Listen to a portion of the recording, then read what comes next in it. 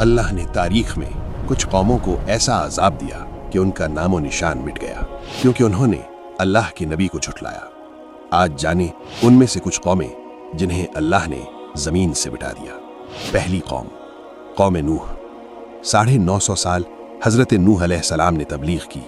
उन्होंने मजाक उड़ाया, उन्होंने इनकार किया।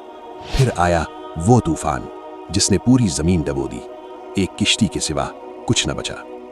दूसरी कौम, कौम आद।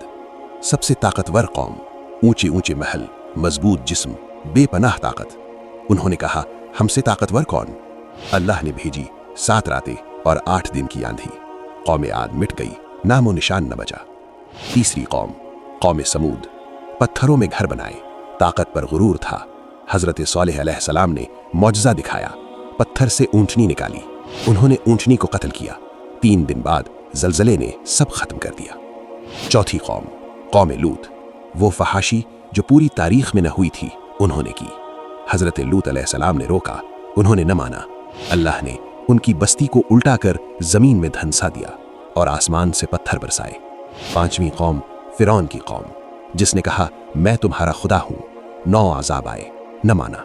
समंदर फटा, बनी इसराइल निकल गए, फिरौन डूब गया और अल्लाह ने उसकी लाश निशानी बनाकर महफूज कर दी। छठी कौम, अब्रहा की फौज जो काबा तोड़ ले आई। हाथियों का लश्कर, पूरी तैयारी। अल्लाह ने भेजे छोटे छोटे परिंदे, अबाबील, कंकर बरसाए। पूरी फौज भूसे की तरह मिट गई। कौम नूह तूफान से, कौम आद आंधी से, कौम समूद जलजले से, कौम लूत उल्टी बस्ती से, फिरौन समंदर से, अब्रहा अबाबील से।